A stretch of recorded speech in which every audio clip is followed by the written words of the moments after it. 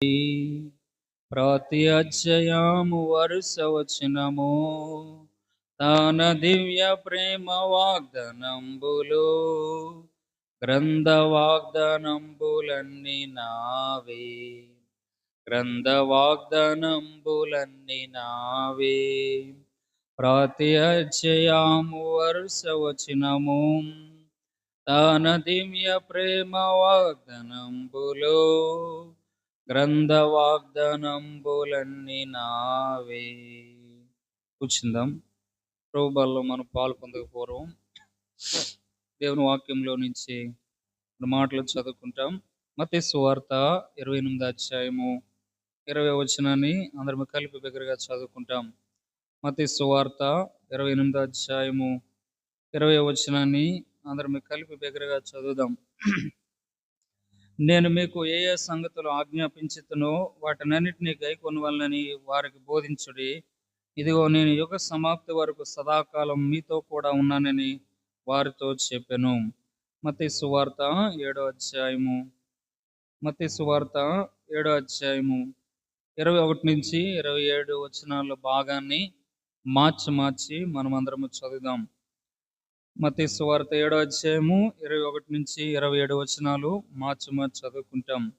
ప్రభువా ప్రభువా నన్ను పిలిచి ప్రతి వాడును పరలోక రాజ్యములో ప్రవేశింపుడు గాని పరలోకమందున నా తండ్రి చిత్త ప్రకారము చేయవాడే ప్రవేశించును.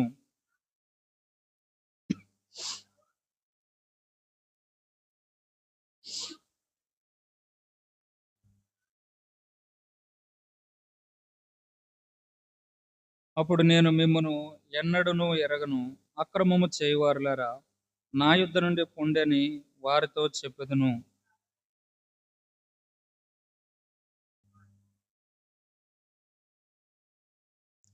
వాన కురిసెను, వరదలు వచ్చెను, గాలి విసిరి ఆ ఇంటి మీద కొట్టెను గాని దాని పునాది బండ మీద వేయబడిన కనుక అది పడలేదు.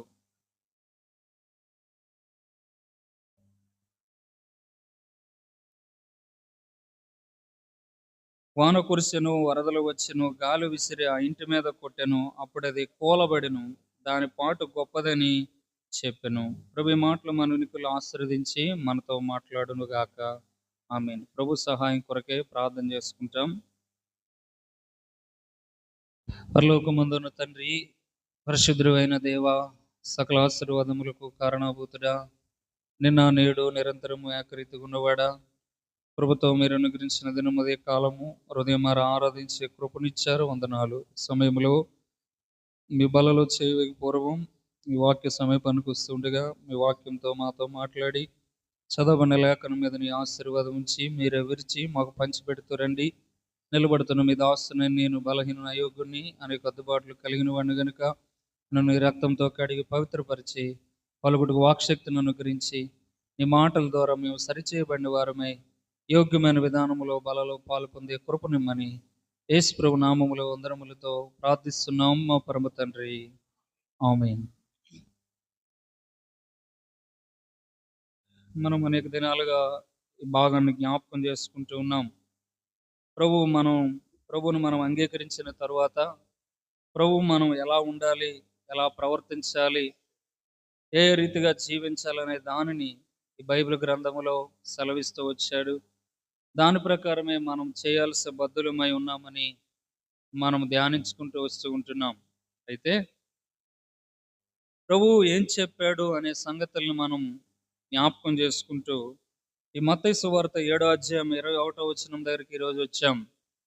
ఈ మాట ఆ కొండ మీద ప్రసంగంలో చివరగా దేవుడు చెప్తూ అంటూ ఉన్నాడు, ప్రభువా ప్రభువా నన్ను పిలిచి ప్రతివాడు పరలోక రాజ్యములో ప్రవేశింపుడు గాని పరలోకమందున నా తండ్రి చిత్త ప్రకారము చేయవాడే ప్రవేశించను. అంటే ప్రభువు దగ్గరికి వచ్చి అనేక కార్యాలు మనం చేయొచ్చు, అనేక రకాలైనటువంటి క్రియలు జరిగించవచ్చు. ఇక్కడ కూడా చెప్తూ ఉన్నాడు కదా, నే నామాన మేము ప్రవచించలేదా, నే నామాన దెయ్యాలు వెళ్ళగొట్టలేదా, నే నామాన అనేక అద్భుతాలు చేయలేదా అని చెప్పుదురు. అంటే ప్రభు నమ్ముకున్నామని ఆదివారం మందిరానికి వెళ్తున్నాం, అమ్మా ఆ ఎక్స్ట్రా ప్లేయర్స్ని ఇటు పంపించండి అమ్మా, భాగ్యశ్రీ నీ పక్కన ఇటు అటు ఉన్న వాళ్ళని ఇక్కడికి వచ్చాము. చిన్నపిల్లలు తల్లులు కాకుండా ఇంకెవరు అక్కడ ఉండకుండా ఇటు రండి. మీకు వాక్యం అర్థం అవ్వాలంటే ఎదురుగా కూర్చుంటే వాక్యం అర్థమవుతుంది. అంటే ప్రభు దగ్గరికి వచ్చి ప్రభు మందిరంలో అది చేశాము, ఇది చేశాము, లేదా ప్రభువుకి అది ఇచ్చాను, ఇది ఇచ్చాను అని గనక మనం చెప్తే దేవుడు నాకు పరలోక రాజ్యాన్ని ఇస్తాడు అనుకుంటే అది ఒట్టి మాట అని ఇక్కడ దేవుడు చెప్తా ఉన్నాడు. ప్రభు నమ్ముకున్నాం, మంచిదే. పరలోక రాజ్యం ప్రభు మనకి ఇస్తాడని తెలుసుకున్నాం, మంచిదే. అయితే ఆ రాజ్యం ఇవ్వటానికి ఆయన ఏం చేయమన్నాడు అది చేయకపోతే, ఇక్కడ అంటున్నాడు, పరలోకమందున నా తండ్రి చిత్త ప్రకారము చేయవాడే పరలోక రాజ్యంలో ప్రవేశిస్తాడు కదా. యేసుప్రభు నమ్ముకున్నంత మాత్రాన చాలా మంది అనుకుంటారు, మేము దేవుణ్ణి నమ్ముకున్నాం కదా, ఎలా జీవించినా పర్వాలేదు, మాకు లైసెన్స్ ఉంది. ఏముంది? లైసెన్స్ ఉంది. ఏమి లైసెన్సు? ఎలాగ జీవించినా పర్వాలేదు, మేము రక్షించబడ్డాం, బాప్తీసం తీసుకున్నాం, మేము పరలోక రాజ్యానికి చేరిపోతాం. దేవుడు ఎక్కడ అలా చెప్పలేదు. బాప్తీసం తీసుకోవడం, రక్షణ పొందడం అనేది ఇట్స్ ఏంటిది? ఎంట్రన్స్ టికెట్ అనమాట. ఇప్పుడు మనం కొంతమంది సర్కస్కి వెళ్తూ ఉంటారు. ఏమండి, సర్కస్కి వెళ్తున్నప్పుడు ఎంట్రన్స్ టికెట్ ఒకటి ఉంటుంది. ఆ సర్కస్ లోపల జైంట్ వీల్ ఎక్కాలన్నా లేదా ఇంకేదైనా చేయాలన్నా మళ్ళీ ఏం చేయాలా? డబ్బులు కట్టాలి వద్దా? ఇక్కడ ఉన్న వాళ్ళు ఎవరు వెళ్ళలేదా సర్కస్కి? వెళ్ళండి, ఇప్పుడు రాజమండ్రిలో పెడితే ఇవ్వాలి. ప్రతి దానికి కూడా ఏం చేయాలా? డబ్బులు కట్టాలి. అలాగే ఏదో రక్షణ పొందాము, బాప్తీసం తీసుకున్నాం, దేవుని రాజ్యానికి వెళ్ళిపోతాం, ఈ లోకంలో ఎలా జీవించినా పర్వాలేదు అనుకుంటే మనం భ్రమలో ఉన్నాం. ప్రభు ఇక్కడ స్పష్టంగా చెబుతూ ఉన్నాడు, పరలోకమందున నా చిత్త ప్రకారము చేయవాడే ఆయన రాజ్యములో చేరుతాడు. కనుక ఈ నా మాటలు విని బుద్ధిమంతుని పోలి ఉండాలని ఇక్కడ రెండు సంగతులు చెప్పాడు. మాట వినని వారు, మాట విన్నవారు. మాట వినేవారిది ఎట్లాంటి ఇల్లు అంట? బండ మీద పునాది వేయబడిన ఇల్లు.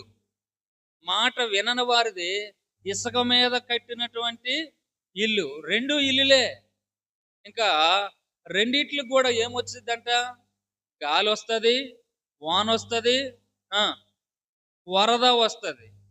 ఏమండి, రాతి మీద పునాది వేసిన ఇంటి మీదకి కూడా ఆ మూడు వస్తాయి. ఇసుక మీద కట్టబడిన ఇంటి మీద కూడా ఈ మూడు వస్తాయి. కానీ ఏ ఇల్లు నిలుస్తుంది?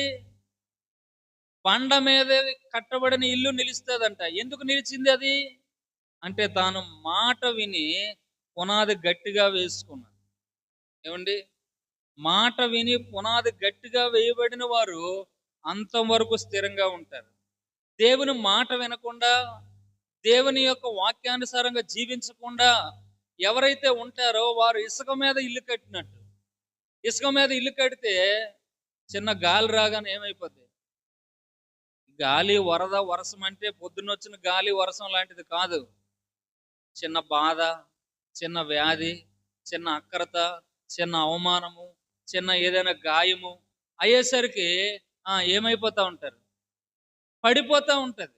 ఎందుకంటే దానికి ఏమి లేదు, పునాది బలంగా లేదు. గుర్తుపెట్టుకుందాం, రెండు ఇంట్ల మీద కూడా వర్షం కురుస్తుంది, వరద వస్తుంది, గాలి విసురుతుంది.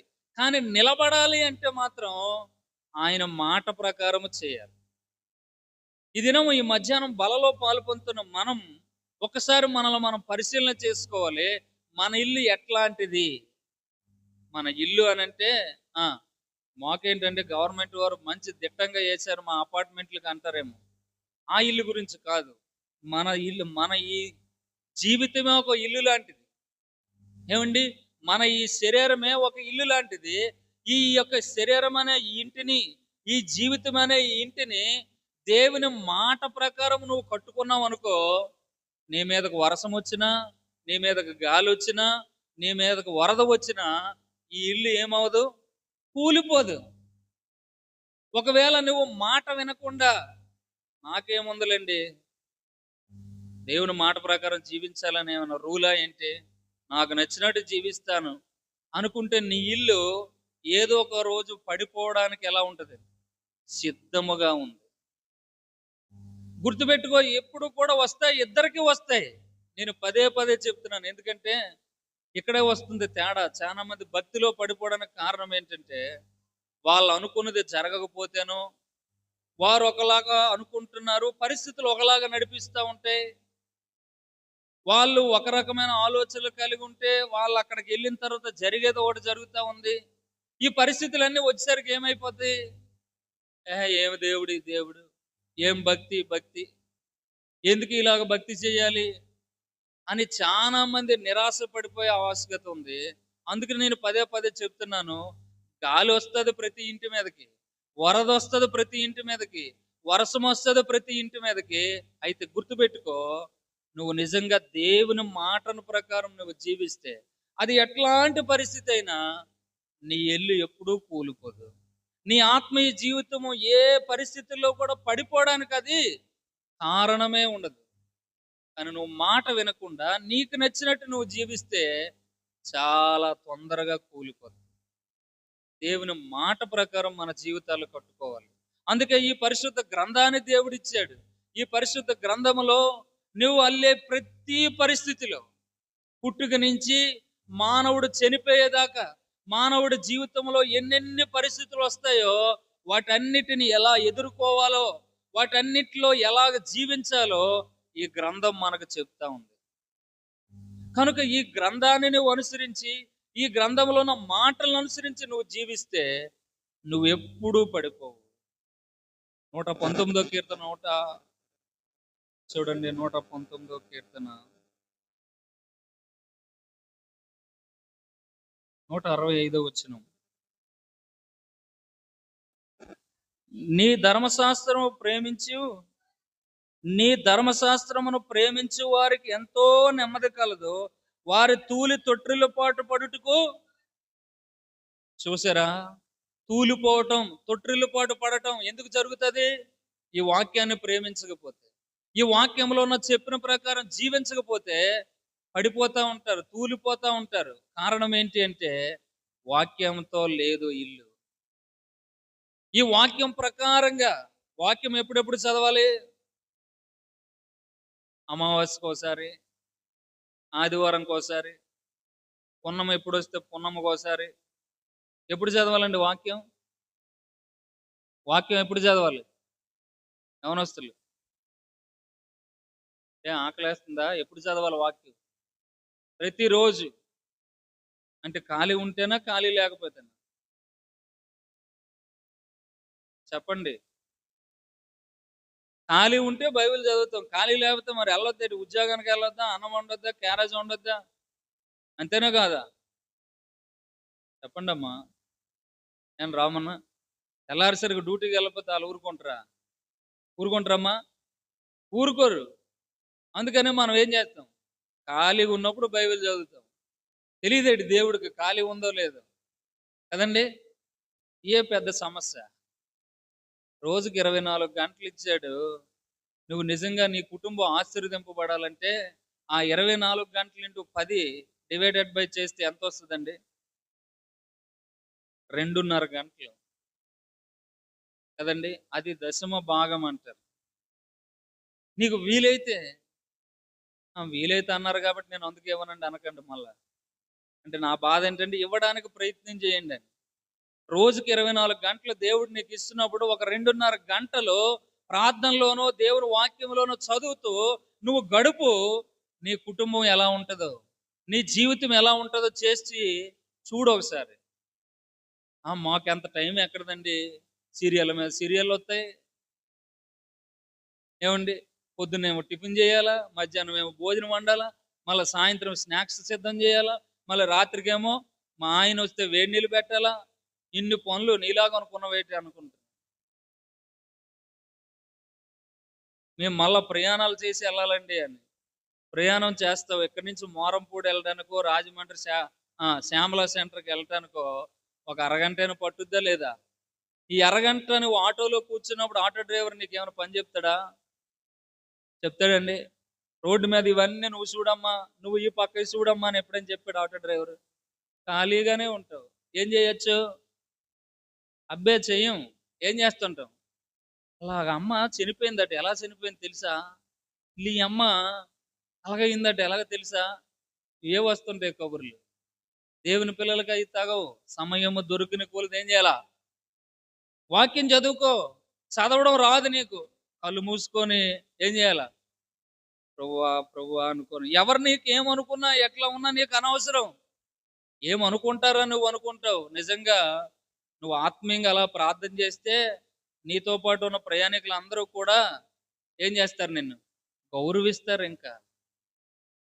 మనమేమనుకుంటాం? అమ్మో! యేసుప్రభుని నమ్ముకున్నామని తెలిసిపోద్దేమో. లోపలికంట బైబిల్ కనబడకుండా బ్యాగ్‌లో పెట్టేసుకొని ఎందుకట్లా? అవసరం లేదు. మనం నమ్ముకున్నది ఏదో ఊరు బయట ఉన్నోళ్ళ దేవుడినో, లేదో చేతగాని దేవుడినో కాదు. ఆరాధన వర్తమానం విన్నాం కదా! ఏలియా దేవుడే మన దేవుడు. రోషము కలిగిన దేవుడు. నువ్వు దేవుని కొరకు ఒకవేళ రోషంగా జీవించగలిగితే అంతే రోషంగా ఆయన నీ పక్షానుండి వ్యాజ్యమాడతాడు. అంతే నీ పక్షానుండి నీ పరిస్థితులన్నిటి నుంచి నిన్ను విడిపించడానికి ఆయన సిద్ధముగా ఉంటాడు. కానీ ఆయన నాకొద్దని నువ్వు పక్కన పెడితే ఆయన కూడా నిన్ను పక్కన పెడతాడు. గుర్తుపెట్టుకో, నన్ను గనపరచువారని నేను గనపరుస్తాను. ఆయన మాట విని ఆ మాట ప్రకారం జీవించడానికి తీర్మానం చేసుకుంటే నువ్వెన్నడూ ఎవరి ఎదుట సిగ్గుపడకుండా ధైర్యంగా నిన్ను నిలబెడతాడు. మొదటి సమూయేలు గ్రంథం 15:22. మొదటి సమూయేలు గ్రంథం 15:22. అందుకు సమూయేలు తాను సెలవిచ్చిన ఆజ్ఞను ఒకడు గైకొనుట వలన యెహోవా సంతోషించినట్లు దహన బలులు అర్పించడం వలన సంతోషించిన ఆలోచించము. బలులు అర్పించుట కంటే మాట వినుట. అమ్మా, ఇది గుర్తుపెట్టుకో. నువ్వు దేవునికి ఏది అర్పించినా, దేవుని ఇంటిలో నువ్వు ఏ పని చేసినా, దేవుని కొరకు నీవు అవసరమైతే నీ యొక్క ప్రాణం ఇచ్చేసినా అది ఆయనకు అనవసరం. ఆయనకు కావాల్సిందల్లా ఏంటంటే నువ్వు ఆయన మాట వింటున్నావా లేదా. ఇక్కడ చెప్తున్నాడు, నువ్వు ఏది ఇచ్చినా నాకు అది వద్దు, నువ్వేం చేయాలా? నా మాట వినాలి.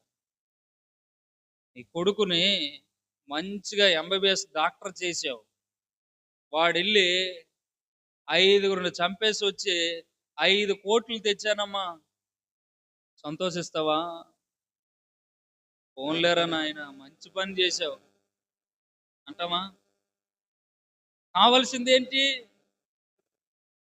నేను ఇంత గొప్పగా చదివించాను, నువ్వు 5గురు ప్రాణాలు కాపాడాను అని అంటే నాకు అది సంతోషం కదా. నేను డాక్టర్ని చేసింది అందుకు కదా. దేవుడు కూడా మనల్ని రక్షించింది, దేవుడు కొరకు మన కొరకు ప్రాణం పెట్టింది, దేవుడు కూడా మన కొరకు ఈ లోకంలోకి వచ్చింది దేని కొరకు? ఆయనకి నీ బంగారం కావాలా? ఆయనకి నీ డబ్బు కావాలా? నీ ద్రాక్షరసం కావాలా? నువ్వు ఇచ్చే తైలం కావాలా? నువ్వు ఇచ్చే ఏదైనా ఆయనకు కావాలా? ఏది అవసరంలా. నువ్వు ఆయన మాట వింటే అది చాలు ఆయనకి. ఆయన మాట వినుట శ్రేష్టం. యోబు అనే భక్తుడు అంటాడు, యోబు గ్రంథం 23:10. యోబు గ్రంథం 23:10. నేను నడుచు మార్గము ఆయనకు తెలియను. ఆయన శోధించిన తరువాత నేను సువర్ణ వలె కనబడుదును. నా పాదములు ఆయన అడుగు జాడలు విడవక నడిచినవి. నేను ఇటు అటు తొలగక ఆయన మార్గమును అనుసరించి తిని, ఆయన పెదవుల ఆజ్ఞను విడిచి నేను తిరగలేదు. ఆయన నోటి మాటలు నా స్వభాభిప్రాయం కంటే మనం చెప్పగలమా? మనకు మన అభిప్రాయాలే ఎక్కువ, మనకు మన ఆలోచనలే ఎక్కువ. యోబు ఎంత ఆస్తిపరుడు, యోబు ఎంతటి సమృద్ధితో ఉన్నవాడు. ఇట్లాంటి వాడికి ఏం అవసరం అండి దేవుని మాట వినటానికి? ఏమంటున్నాడు? ఆయన ఆజ్ఞలు జాడ విడిచి ఇటు అటు నేను తొలగలేదు. నా నోటి మాట కంటే ఆయన నోటి మాటలు నా స్వభావిప్రాయం కంటే. అవును, మనకు చాలా ఆలోచనలు వస్తాయి, అవును మనకు చాలా తలంపులు వస్తాయి. అయితే ముందు మనం ఎక్కడికి వెళ్ళాలా? దేవుడు ఏం చెప్తున్నాడు ఈ ఆలోచన? దేవుడిచ్చే తలంపు ఏంటి? ఆయన ఇష్ట ప్రకారం కదా నేను చెయ్యాలి అని. అట్లా చేశాడు కనుకనే శోధన వచ్చినా, శ్రమ వచ్చినా, కుటుంబం అంతా కోల్పోయినా, ఒంటి మీద ఉన్న ఆరోగ్యం అంతా కోల్పోయినా మరలా ఎంత పొందుకున్నాడు? రెండింతల ఆశీర్వాదం. ఈ దినం నువ్వు పరీక్షించుకోవాలి. నేను ప్రతి దినము ఆయన అడుగు జాడల్లో నడుస్తున్నానా లేదా? ఆయన మాట ప్రకారం నేను జీవిస్తున్నానా లేదా? ఆయన ఆయన అభిప్రాయమే నా అభిప్రాయం. ఆయన అభిప్రాయాన్ని మించి నేను ఎక్కడ మేరను అనే తీర్మానం ఎప్పుడైనా చేసుకున్నావా? చేసుకుంటే యోబుకి ఇచ్చిన సమృద్ధి నీకు కూడా ఇస్తాడు. యోబుని రెండింతలుగా ఆశీర్వదించినట్టు నిన్ను కూడా ఆశీర్వదిస్తాడు. కానీ నేను ఆయన మాట వినను అన్నావంటే నీ మాట ఆయన కూడా వినడు. వింటాడా? వింటాడండి? నేను చెప్పట్లేదు, మళ్ళా నువ్వు అంటే అలాగే చెప్తావని. ఆయనే చెప్పాడు. చూడండి, సామెతల గ్రంథం 3 సామెతల గ్రంథము మొదటి అధ్యాయం 24వ వచనం. నేను పిలవగా మీరు వినకపోతిరి, నా చెయ్యి చాపగా మీరు లక్ష్య పెట్టకపోయిరి. నేను చెప్పిన బోధ ఏమియో మీరు వినక త్రోసివేసితిరి. నేను గద్దెంపగా లోబడిపోతిరి. కాబట్టి మీకు అపాయం కలిగినప్పుడు నేను నవ్వెదను, మీకు భయం వచ్చినప్పుడు నేను అపహాస్యము చేసేదను. భయము మీ మీదకు తుఫాను వలె వచ్చినప్పుడు, సుడిగాలి వచ్చినట్లు మీకు అపాయం కలిగినప్పుడు, మీకు కష్టమును దుఃఖమును ప్రాప్తించినప్పుడు నేను అపహాస్యము చేసేదను. ఈ మాట బాగా గమనించండి. 28వ. అప్పుడు వారు నన్ను గూర్చి మొరపెట్టెదరు గాని నేను పెత్తుత్తరం ఇయ్యకుందును. నన్ను శ్రద్ధగా వెతుకుదురు గాని నేను వారికి కనబడకుందును. వాక్యం ఎంత స్పష్టంగా ఉందో చూడండి. నేను గద్దించాను, మీరు లోబడలేదు. నేను పిలిచాను, మీరు పలకలేదు. నేను మీకు ఏం చేశానంట? నేను ఉపదేశం చేశాను, మీరు వినలేదు. నేను చెయ్యి చాపగా లక్ష్య పెట్టలేదు. నా బోధ ఏమీ వినక త్రోసివేసిద్దరంట. ఏం చేయాలా? త్రోసివేశారంట బోధను. అందుకు దేవుడు ఏమంటున్నాడు? మీకు భయం వచ్చినా, మీకు కష్టం వచ్చినా, మీకు అపాయం వచ్చినా నేను నవ్వుతాను. మీరు జాగ్రత్తగా వెతికినా నేను దొరకను. ఎంత భయంకరమైన మాటలు! కనుక ఎల్లప్పుడూ దేవుని నమ్మిన మనం, దేవుని ఆరాధిస్తున్న మనం, దేవుణ్ణి నమ్ముకున్నామని చెప్తున్న మనం, ఆయన ఏం చెప్తున్నాడు, ఆయన ఎలా ఉండమంటున్నాడు, ఆయన నా కొరకు ఏమి సిద్ధపరిచాడు అని మనం తెలుసుకొని దాని ప్రకారం చేస్తే మనమే ధన్యులం. ఈ లోకంలో దేనికి మనం భయపడని అవసరం లేదు. ఈ లోకంలో దేని విషయంలో కూడా నిరాశ చెందాల్సిన అవసరం మనకి రానే రాదు. కానీ ఆయన మాట వినకుండా నీ సొంత ఆలోచనలు, నీ సొంత తలంపులు, నీకిచ్చిన సలహాలు కాదు చేయాల్సింది. నిన్ను నడిపించే ఆయన ఒక ఆయన ఉన్నాడు. నీ కొరకు ప్రాణం పెట్టిన ఆయన ఒక ఆయన ఉన్నాడు. నీ కొరకు సమస్తాన్ని విడిచి ఈ లోకంలోకి వచ్చిన ఆయన ఒక ఆయన ఉన్నాడు. ఆయన నువ్వు ఎప్పుడు అడుగుతావా? ఎప్పుడు నీకు సలహా చెప్పాలా? ఎప్పుడు నిన్ను బలపరచాలా? ఎప్పుడు నీకు ఆలోచన చెప్పాలా? ఎప్పుడు నీకు మంచి నిర్ణయాలు తెలియచేయాలా అని ఎదురు చూస్తూ ఉండగా ఆయన దగ్గరికి ఎందుకు వెళ్ళావు? ఆయన మాట వినటానికి ఎందుకు నీకు కష్టం? మాట విని చూడు. ఈ జనం నుంచి నీ ఇల్లు వరదొచ్చినా పడిపోదు, వానొచ్చినా పడిపోదు, గాలి వచ్చినా పడిపోదు. పడిపోతుంది అంటే కారణం ఒకటే, నువ్వు ఎక్కడో మాట వినలేదు. వరదొచ్చి నేను గజగజ వణికించేస్తుంది అని అంటే కారణం ఒకటే, నువ్వు ఎక్కడ ఆయన మాట వినలేదు. ఈ దినమైన సరి చేసుకోవడానికి ఇష్టపడదాం. ప్రభువు ఎందుకు మనతో మాట్లాడతాడు, ఏ సమయాల్లో మాట్లాడతాడు, ఒక 3 సంగతులు మీకు చెప్పి మనము బలలో పాలు పొందుదాం. రండి, అపోస్తల కార్యములు 10వ అధ్యాయం. అపోస్తల కార్యములు 10వ అధ్యాయం మొదటి వచనం. ఇటలీ పటాలం అనబడిన పటాలములో శతాధిపతి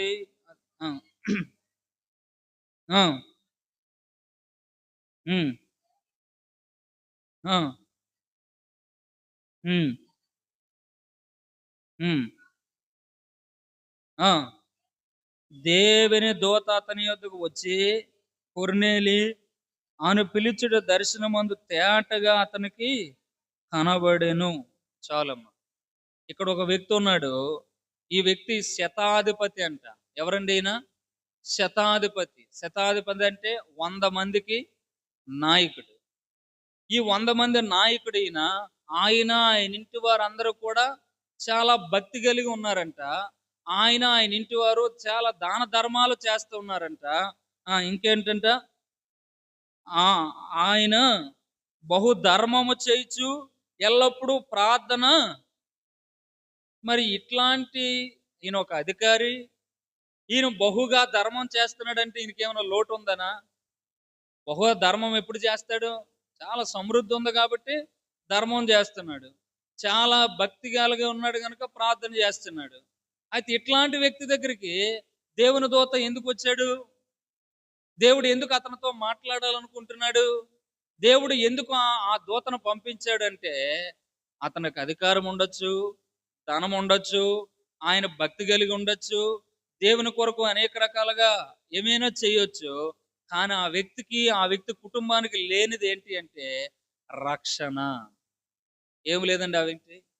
రక్షణ లేదు, మారు మనసు అనుభవం లేదు, పశ్చాత్తాపం పడిన అనుభవం లేదు. దేని గురించి పశ్చాత్తాపం?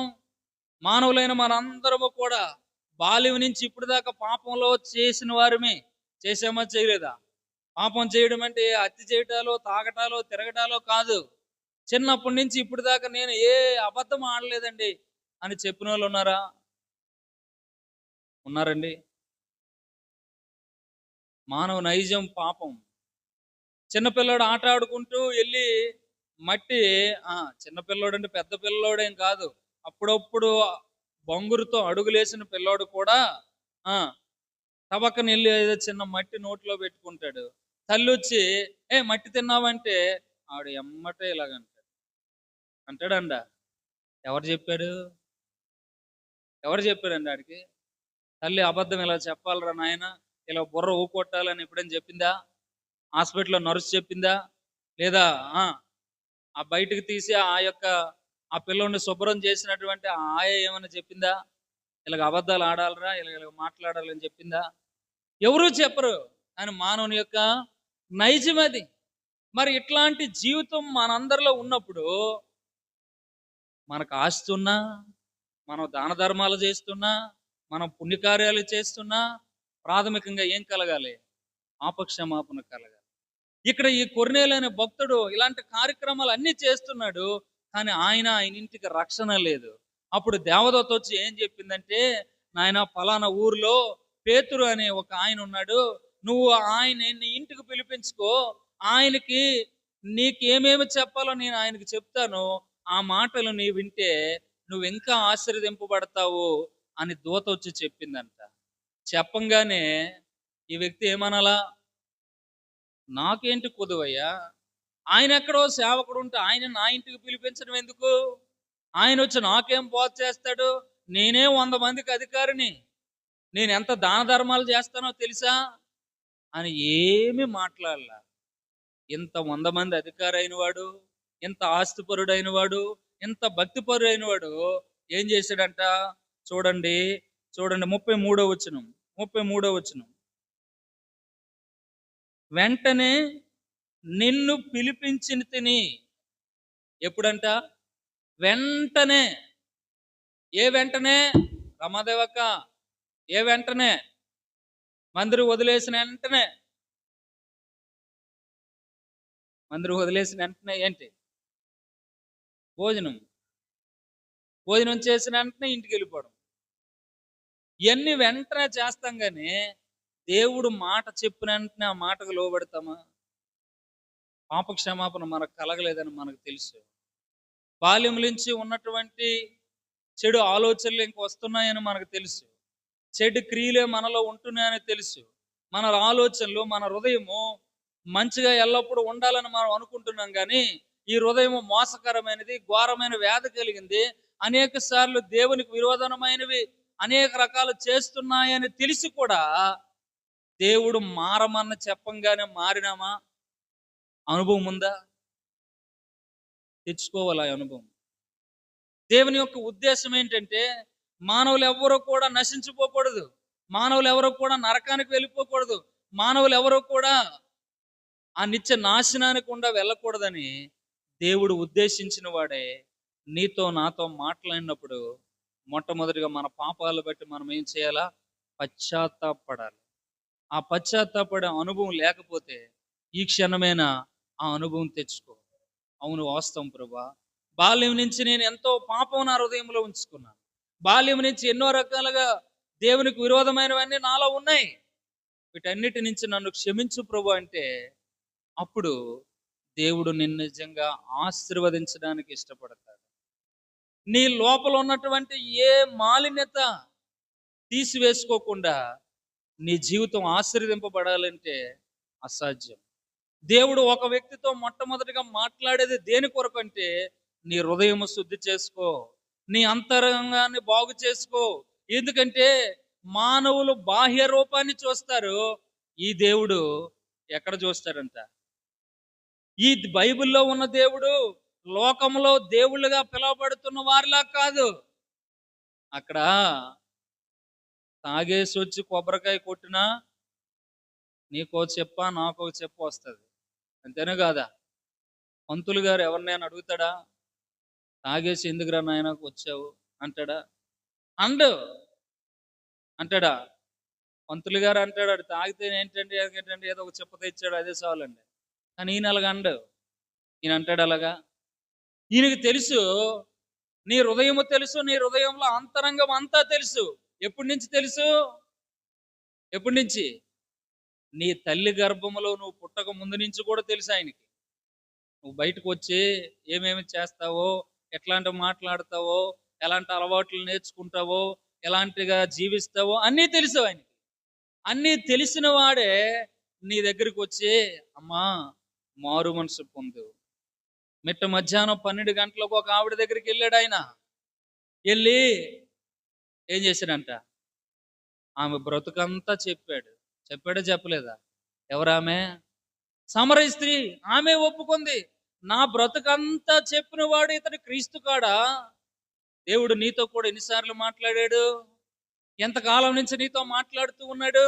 నీ హృదయం శుద్ధి చేసుకో, నీ పాపాలు ఒప్పుకో, నీ హృదయాన్ని పవిత్రపరుచుకో, నీ స్థితి మార్చుకో. ఎన్నిసార్లు చెప్పాడు? చెట్టు మీద కూర్చున్నాడు ఒక ఆయన, త్వరగా దిగు అన్నాడు. దిగాడా? నాతో నీకేం పనయ్యా అన్నాడా? దిగాడు. ఎక్కడికి వెళ్ళారు ఇద్దరు? ఇంటికి వెళ్ళారు. ఇంటికి వెళ్ళంగానే తన బ్రతుకు మారిందే లేదా? మారింది. ఆ ఊరు మొత్తంలో ఒక ఆమె ఉంది. ఆమె వేశ్య అని రాయబడింది బైబిల్ గ్రంథంలో. ఆమె పేరు రాహాబు. ఆయన దగ్గరికి దూతలు వచ్చి, అమ్మా ఈ పట్టణం అంతా నాశనం అయిపోద్ది, ఇగో నీవు మాకు ఆతిథ్యం ఇచ్చావు గనుక నీవు నీ కుటుంబం రక్షించబడినట్లు నీ ఇంటి కిటికీలో నుంచి ఒక ఎర్ర దారం వేలాడదీయు అని చెబితే చేసిందా చేయలేదా? ఏమైంది తరువాత? పట్టణం అంతా నాశనం అయిపోయింది. ఆ ఎర్రదారం కట్టినటువంటి స్త్రీ కుటుంబము రక్షించబడింది. మరి నీ కుటుంబం రక్షించబడిందా? నీవు రక్షించబడ్డావా? నువ్వు దేవుని మాట అంగీకరిస్తున్నావా? దేవుడు నీతో మాట్లాడుతున్నప్పుడు, దేవుడు నీ పాపాన్ని చూపిస్తున్నప్పుడు కౌంటర్లు వేస్తూ ఉంటాం మనం. చెప్పే బోధకుల మీద, వాక్యం మీద చాలా రకాలుగా చేస్తూ ఉంటాం. కానీ మనకు ఆ వాక్యము తీసుకుంటే అది నాకు ఆశీర్వాదం. ఆ వాక్యము ద్వారా నా జీవితాన్ని మార్చుకుంటే మాట్లాడేది నిలబడిన వ్యక్తి కాదు, మాట్లాడుతున్నది దేవుని స్వరం అని మనం ఎప్పుడైతే ఆ మాటకు లోబడతామో, ఆ మాటను బట్టి నీవు నేను ఆశీర్వదింపబడతాం. చదవండి మొదటి తిమోతి రాసిన పత్రిక, తిమోతికి రాసిన మొదటి పత్రిక 1వ అధ్యాయము 15వ వచనం. పాపులను రక్షించుటకు క్రీస్తు యేసునకు లోకమునకు వచ్చినను వాక్యము నమ్మదగినదియు పూర్ణ అంగీకారానికి యోగ్యమైన మాట ఏది? నా పాపాలు తీయడానికి ప్రభువారు ఈ లోకంలోకి వచ్చాడు.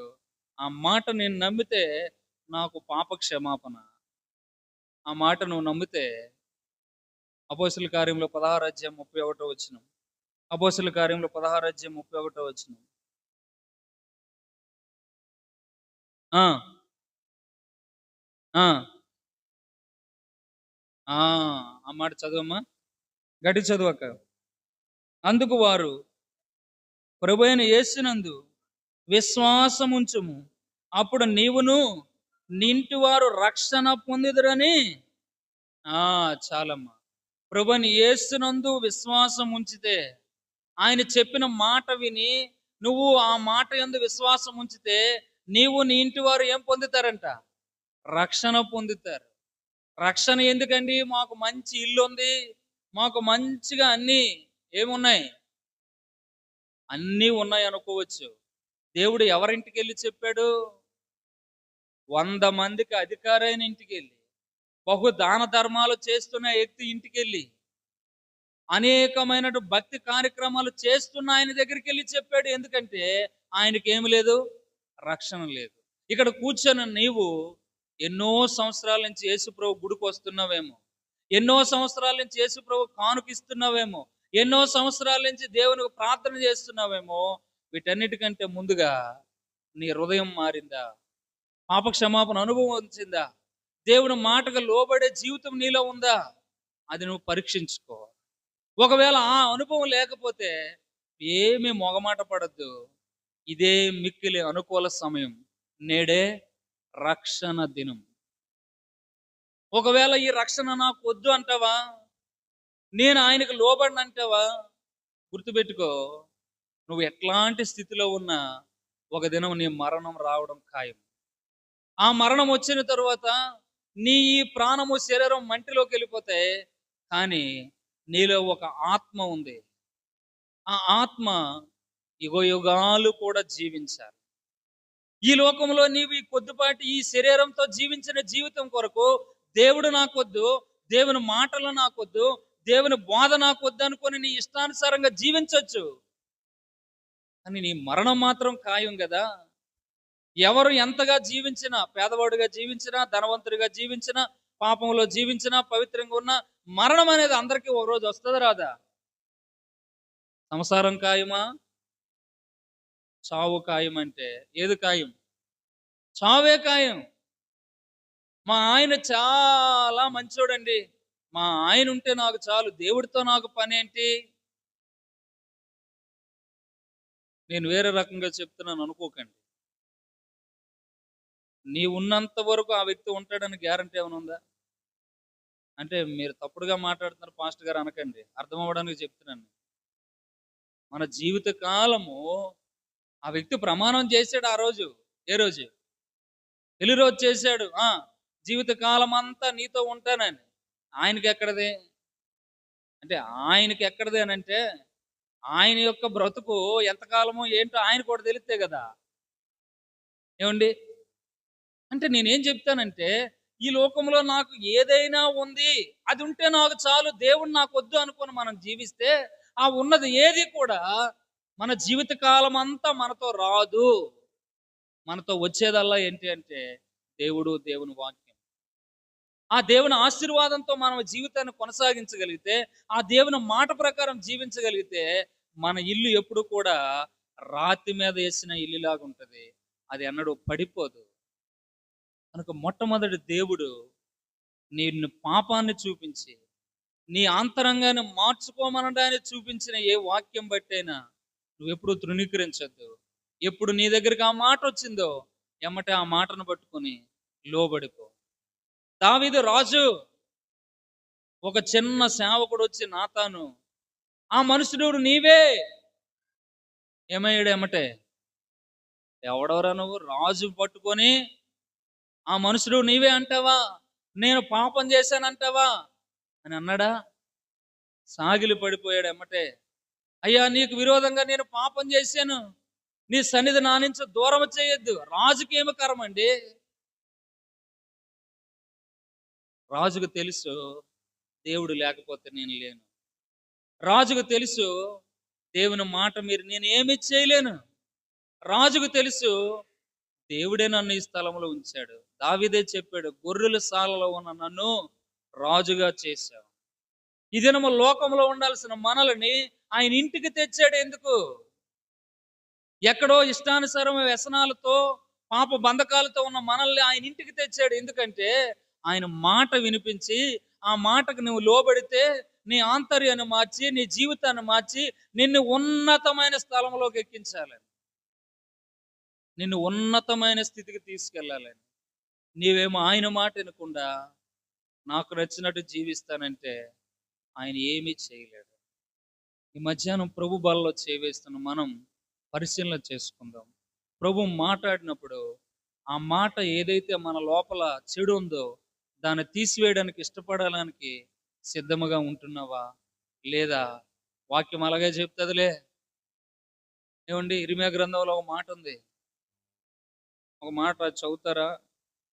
ఇర్మియా గ్రంథము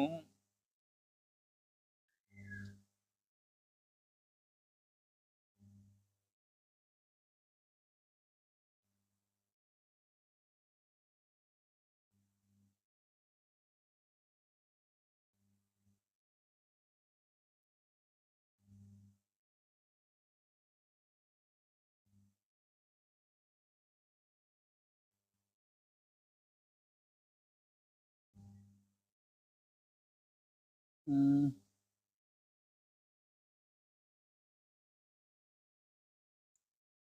ప్రవక్త ప్రవచించక మానడు,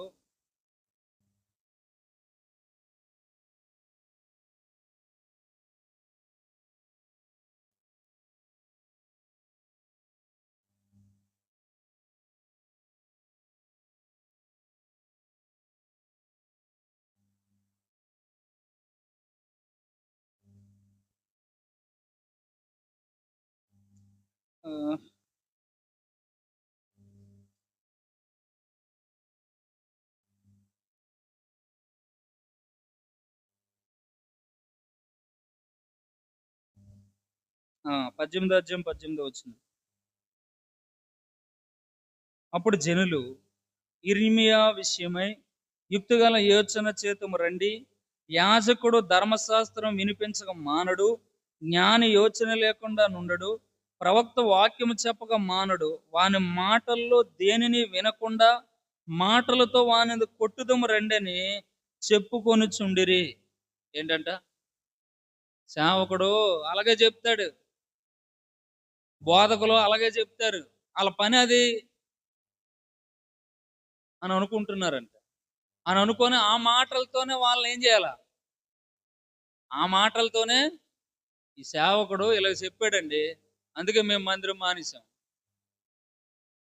చెప్పినోడు బుద్ధిహీనుడు, ఆ విన్నోడు అంతకంటే బుద్ధిహీనుడు. అవునమ్మా, నీ బతుకు మార్చుకున్న మాట చెప్పినోడు బతుకు మార్చుకోమ అనకుండా అలాగన్నాడమ్మా, ఆ సంగతి తేలుతానమ్మా అంటే ఎవడు బుద్ధిహీనుడు? ఎవరండి బుద్ధిహీనుడు? చూడండి, దేవుని వాక్యం ఎంత స్పష్టంగా ఉందో. ధర్మశాస్త్రాన్ని బోధిస్తారు వాళ్ళే, చెప్తారు వాళ్ళు, కానీ వాళ్ళ మాటలతో వాళ్ళు మనం కొడదాం అనుకుంటారట. అని ఎవరికి నష్టం? మనం ఎప్పుడు అలా చేయకూడదు. దేవుని వాక్యం మన దగ్గరికి వచ్చినప్పుడు ఆ వాక్యం రెండంచులైన వాడైన ఖడ్గం. అది చెప్తున్నాడికి ఖడ్గమే, విన్నవాడికి ఖడ్గమే, ఇద్దరిని నరుకుతుంది. అది అది నరికినప్పుడు మన ప్రాణాత్మ దేహాల్లోకి అది దూరుతూ ఉన్నప్పుడు మన జీవితాన్ని మార్చుకున్నప్పుడు ఆశీర్వదింపబడతాం. మన ఇల్లు బండ మీద కట్టిన ఇల్లులాగా ఉంటది. చూడండి, రెండవదిగా దేవుడు ఎప్పుడు మాట్లాడాడు, ఎలాంటి సమయంలో మాట్లాడతాడు? లూకా సువార్త 5వ అధ్యాయం. త్వరగా రండి. లూకా సువార్త 5వ అధ్యాయం 1వ వచనం. జన సమూహము దేవుని వాక్యం వినుచు ఆ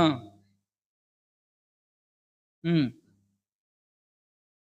ఉమ్, ఉమ్, ఉమ్, ఉమ్, ఉమ్, ఉమ్, ఉమ్, ఉమ్, ఆ సీమోను ఏలినవాడా, రాత్రంతా మేము ప్రయాసపడితము కానీ ఆ ఆయనను నీ మాట చొప్పున వలల వేతుమని ఆయనతో చెప్పాను. చాలమ్మ. ఇక్కడ ప్రభువు ఏం మాట చెప్తూ ఉన్నాడు? పేతురంట రాత్రంతా చేపలు పట్టాడు. రాత్రంతా చేపలు పట్టాడా? రాత్రంతా వల వేసాడు, కానీ ఏం పడలేదంట, ఒక చేప పడలేదు. ఎందుకు? పేతురికి చేపలు పడడం రాదా? పేతురు వృత్తే అది, చేపలు పట్టే వృత్తి. కానీ రాత్రంతా కష్టపడిన ఒక చేప పడలేదంట. ఇప్పుడు దేవుడు ఏం చెప్తున్నాడు? పేతురు కుడివైపున వలవేయి అని అంటే పేతురికి చిన్న అనుమానం వచ్చింది. అయ్యా, రాత్రంతా పట్టాము, ఏం పడలేదు. కానీ ఏమంటున్నాడు పేతురు? అయినను నీ మాట చొప్పున, ఏంటంట, నీ మాట చొప్పున వలలు వేతు. ఈ దినము దేవుడు కూడా మనం చాలా ప్రయత్నాలు చేసి అలసిపోయి ఉన్న సమయంలో ప్రభు మాట్లాడుతుంటాడు. అమ్మా, ఇప్పుడు దాకా ఇలాగ అలసిపోయామని నాకు తెలుసు. వాళ్ళ దగ్గరికి వెళ్ళి, వీళ్ళ దగ్గరికి వెళ్ళి, ఆ ప్రయత్నం చేసి, ఈ ప్రయత్నం చేసి, అక్కడ తిరిగి ఇక్కడ తిరిగి అన్ని చేసేవని నాకు తెలుసు. అయితే ఇదిగో ఇప్పుడు నేను చెప్తా ఉన్నాను, నా మాట ప్రకారం వచ్చేయి. చెప్పాడా దేవుడు ఎప్పుడైనా అలాగా? అనేక సార్లు చెప్తాడు, అది మనమే చేయం. కానీ పేతురు ఏం చేశాడంట? 6వ వచనం ఏంటమ్మా? వారు అలాగ చేసి విస్తారమైన చేపలు పట్టిరి, అందుచేత వారు వలలు పిగిలిపోచుండగా. చాలు తల్లి. ఏంటంట? ఎప్పుడైతే నిరాశతో నిస్పృహతో ఉండి అలసిపోయిన పరిస్థితులు ఉన్నప్పుడు దేవుని మాటకు లోబడ్డాడో విస్తారమైన చేపలు పడ్డాయంట. ఎంత చేపలు? వాళ్ళు వేసే వల కూడా పగిలిపోయాయని చేపలు. అంటే ఆయన మాట వింటే ఎంత ఆశీర్వాదమో ఇక్కడ చూడండి. అవును, ఆయన మాట వినకుండా రాత్రి అంతా కష్టపడ్డాడు. అదే సముద్రంలోనా, వేరే దగ్గర? అక్కడే. మరి ఇప్పుడు కొంచెం ఆయన మాటను బట్టి వేయంగానే ఎందుకు చేపలు పడ్డాయి? ఎందుకు చేపలు పడ్డాయండి? ఒక భక్తుడు ఇలా వర్ణించాడు. అమ్మా, నేను పేతురుకు బుద్ధి చెప్పాలనుకుంటున్నాను. ఈ రాత్రి ఎవ్వరు ఎన్నిసార్లు వల వేసినా పేతురు వలలోకి ఒక చేప కూడా చెక్కకూడదని దేవుడు ఏం చేశాడంట? ఆజ్ఞాపించాడు. ఎవరికి? చేపల మాట వింటాయనవా? దేవుని మాట వింటాయనవా? ఒకసారి అడిగి చూడండి. ఇంటికి తెచ్చారా ఈరోజు చేపలు? తేలదా? మా ఇంట్లో ఉన్నాయి, పట్టుకెళ్ళండి. ఏమండి, చేప దేవుని మాట వింటదండా? చేపే కాదండి, మనుషుడు ఒక్కడ తప్ప ఈ లోకంలో ఉన్న ప్రతిదీ ఆయన మాట వింటది. వింటదా? విందా? సముద్రం విన్నదా లేదా? వినదా లేదండి. కాకి విన్నదా లేదా? చేప కూడా విన్నాయి. గాడిద విన్నది. మనమే వినం. మనం ఎందుకంటే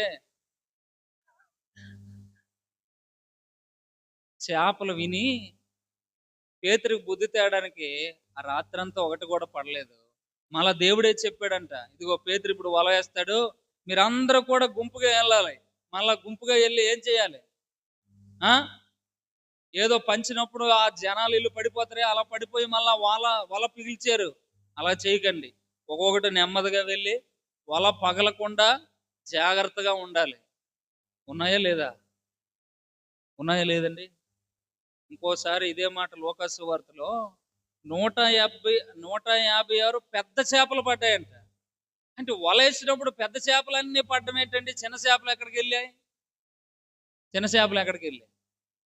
ఆయన చెప్పాడు, ఏయ్ చిన్న చేపలు మీరు అందరూ వెనకపోండి, ఎవరెవరు పెద్ద చేపలు ఉన్నారు వాళ్ళే వెళ్ళండి. ఎన్ని వెళ్ళాలా? 156 వెళ్ళాలా? అంటే చూడండి, ఈ సృష్టి అంతా కూడా ఆయన మాట వింటే, అందుకే అవి ఆశీర్వాద కారణంగా ఉంటాయి. 119వ కీర్తన 119వ కీర్తన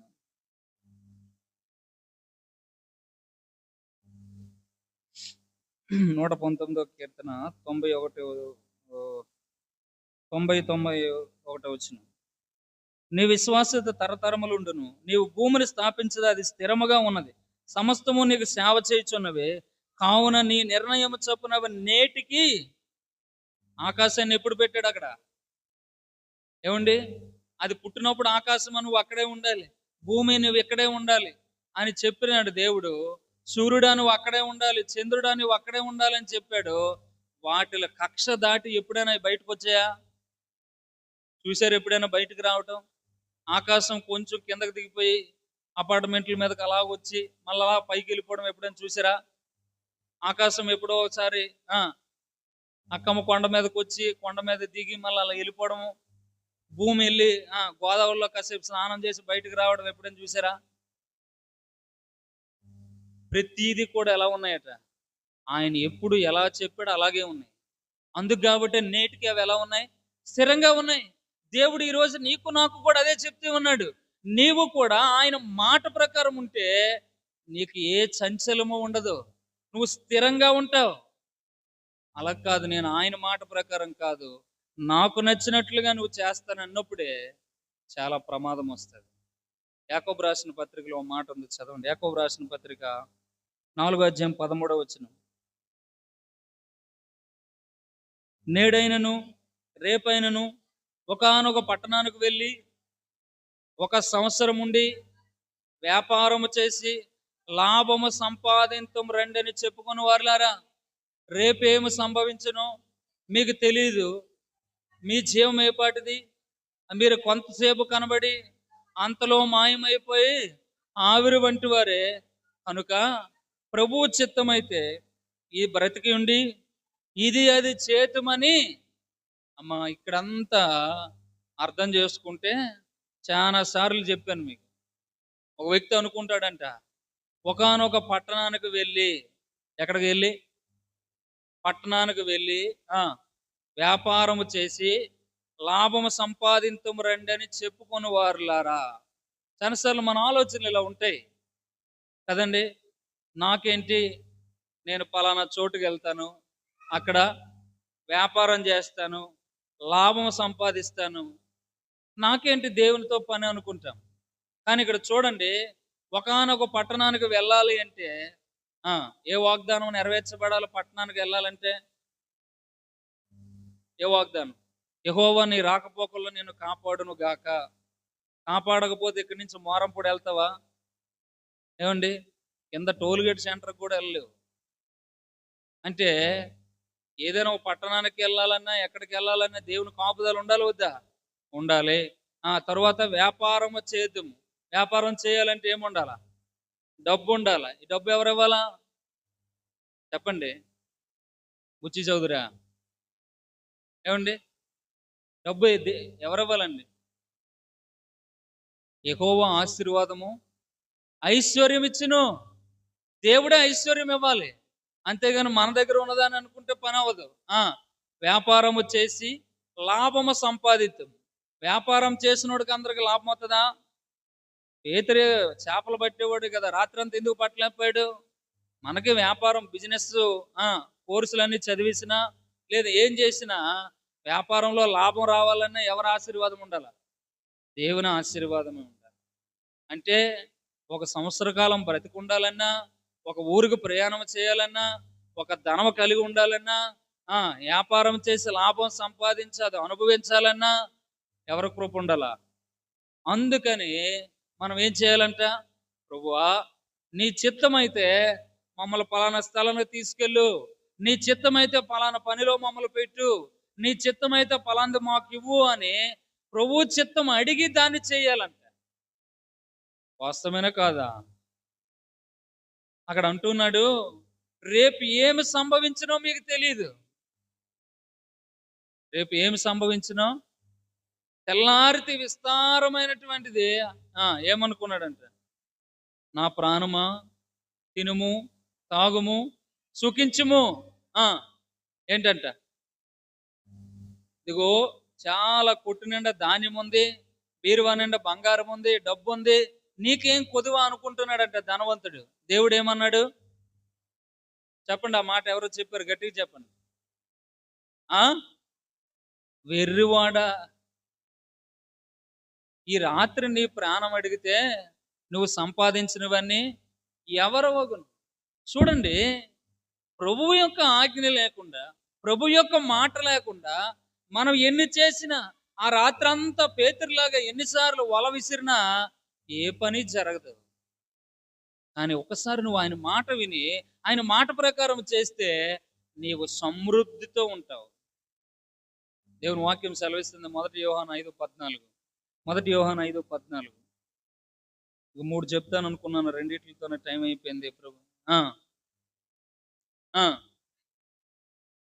ఆయన చిత్తానుసారముగా మనం ఏదడిగినను ఆయన మన మనవే ఆలకించినన్నదని. ఏంటి నీకు నాకున్న ధైర్యం? ప్రభు మాటనికి నేను లోబడుతున్నాను, ప్రభు చిత్తానుసారంగా నేను చేస్తున్నాను అన్నప్పుడు ఏలియాలాగా మనకి కూడా ఏముంటది? ధైర్యం ఉంటది. ప్రభువా, నువ్వు చెప్పావు ఆహాబును పిలిపించమని, పిలిపించాను. ప్రభువా, నువ్వు చెప్పావు ఈ జనుల ముందు సవాలు చేయమని, చేశాను. కనుక ఇవన్నీ నీ సెలవు చొప్పున చేశానని నువ్వు నిరూపించాడా లేదా? ఈ దినం నువ్వు కూడా ప్రతిరోజు దేవుడు ఏం చెప్తున్నాడో దాని ప్రకారం చెయ్యి. ప్రతి వారం ఏ వాక్యం వింటున్నావో ఆ వాక్యం ప్రకారం జీవించు.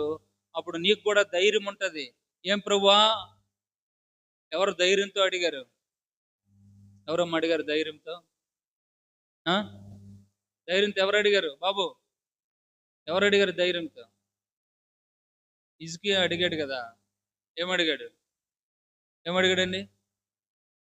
చెప్పండి. ఎన్నిసార్లు తప్పిపోయానో, ఎన్నిసార్లు నీ మాట వినలేదో, ఎన్నిసార్లు నాకు ఇష్టం వచ్చినట్టు జీవించానో నీకేమీ తెలుసు కదా అన్నాడా? ఏమన్నాడు? ప్రభువా, యథార్థ హృదయముతో నీ సన్నిధిలో నేను ఎట్లా నడుచుకున్నానో ఒక్కసారి నువ్వు జ్ఞాపకం చేసుకోయ్యా. దేవుడే భయపడిపోయాడు. అవును నాయన, ఇదేంటి హిజ్కియా ఇలా జీవిస్తే హిజ్కియాని చంపేస్తాను అనుకున్నానా అని దేవుడు అనుకున్నాడేమో. ఎమ్మటే గడప దాటి బయటికి వెళ్ళినటువంటి దైవజన్యం మళ్ళీ వెనక పిలిపించి ఎన్ని సంవత్సరాలు ఆయుష్ ఇచ్చాడు? ఎన్ని సంవత్సరాలండి? 15 సంవత్సరాల ఆయుష్ ఇచ్చాడు. ఆ తరువాత ఏం జరిగిందంటే బాగుపడ్డాడు మనోడు, ఆరోగ్యం వచ్చింది. ఇప్పుడు ఏం చేశాడు? ఎవడో దారిని పోని దానయ్య హిజ్కియా బాగున్నాడో లేదో చూడడానికి వచ్చాడట. చూడడానికి వస్తే ఏం చేశాడు? అయ్యా, బాగుపడడం ఏంటయ్యా, నా ఇంట్లో ఎంత సంపద ఉందో చూడు, ఎంత బంగారం ఉందో, ఎంత ఎండు ఉందో, ఎన్ని రకాలైన ఆహార పదార్థాలు ఉన్నాయో అవన్నీ చూపించాడట. ఎవడు చూపించమన్నాడు? నువ్వు బాగోలేదని నీ ఇంటికి పరామర్శకు వచ్చాడు. ఏం చేయాలా? బాగుందయ్యా, ఇప్పుడు నెమ్మదిగా ఉంది, దేవుడు ఆయుష్ ఇచ్చాడు, బతికానని చెప్పాలా. ఇంట్లో నువ్వుదంతా ఎందుకు చూపించాలా? మనం కూడా ఏం చేస్తామంటే ఏది చేయాలి అది చేయకూడదంతా చేస్తుంటాం. మీరు ఇంటికి వెళ్ళాక యెషయా గ్రంథం 30వ అధ్యాయం చదవండి. 15 సంవత్సరాలు ఆయుష్ ఇచ్చాడు, అన్నీ ఇచ్చాడు దేవుడు, కానీ అవన్నీ కూడా వెళ్ళిపోయినాయి. కారణం ఏంటంటే అతిగా ప్రవర్తించడం. దేవుడు ఏం చెప్తే అదే చేయాలి. హిజ్కియా ధైర్యంతో అడిగాడు, అయ్యా నేను ఎలా ఉన్నానో చూడాను. ఈ దినము నీకు నాకు ఉన్న ధైర్యం కూడా అదే. ప్రభు మాటను బట్టి ఎల్లప్పుడూ జీవిస్తూ ప్రభు చిత్తానుసారంగా మన జీవితాలు గడుపుకున్నప్పుడు దేనికి మనం భయపడకున్నా దేవుణ్ణి ధైర్యముగా అడగచ్చు. దేవా, నేను ఎలా ఉన్నానో నా స్థితి నీకు తెలుసు కదా, ప్రతి విషయంలో కూడా నువ్వు చెప్పిందే కదా నేను చేశాను, ఈ దినము నాకు జ్ఞాపకం చేసుకొని ధైర్యంగా అడగచ్చు. మనము కూడా అట్లాంటి జీవితం కలిగి ఉందాం. ఏలియాలాగా, ఆ యొక్క పేతురు వలె, హిజ్కియా వలె మనము కూడా సమృద్ధిని పొందుకుందాం. ఈ 2 మాటలు మనం జ్ఞాపకం చేసుకుందాం. మొదటిది, దేవుడు మన పాపస్థితిని చూపించినప్పుడు ఎప్పుడూ మనం తృణీకరించకుండా ఒప్పుకోవడానికి ఇష్టపడేవారుగా ఉండాలి. రెండవదిగా, మనం వెళ్తున్న పరిస్థితులు బాగు చేయడానికి ఆయన ఏదైనా మాట చెప్తే, పేతురు కుడి పక్కన వలవేయి అనగానే ఎమ్మటే ఎలా వలవేశాడో మనము కూడా కష్టాల్లో ఉన్నప్పుడు, బాధల్లో ఉన్నప్పుడు, ఇబ్బందుల్లో ఉన్నప్పుడు దేవుడు ఏం చెప్తున్నాడో అది చేయడానికి మనం పూనుకుంటే మనల్ని కూడా దేవుడు సమృద్ధితో నింపుతాడు. ఈ బలలో చేయవేయక మునుపు ఒకసారి పరిశీలన చేసుకుందాం. ఇప్పుడు వరకు దేవుని మాట ప్రకారం జీవించావా? దేవునికి విరోధంగా జీవించావా? దేవుని మాట ప్రకారం జీవించకపోతే ఒప్పుకో. ప్రభువా, క్షమించండి, నేను అనేక బలహీనతలు కలిగి ఉండి అనేక సార్లు నీ వాక్యముతో నువ్వు నాతో మాట్లాడినా ఆ మాటకు లోబడలేదు. ఈ దినం నుంచి లోబడతాను, నన్ను సరిచేయండి అని అడుగు. నేను వెళ్తున్న పరిస్థితుల్లో నువ్వు ఎన్నో మాటలు చెప్పావు. అమ్మా ఇలాగ చెయ్యి, అమ్మా ఇలాగ జరిగించు, అమ్మా ఈ రీతిగా జీవించని చెప్పావు.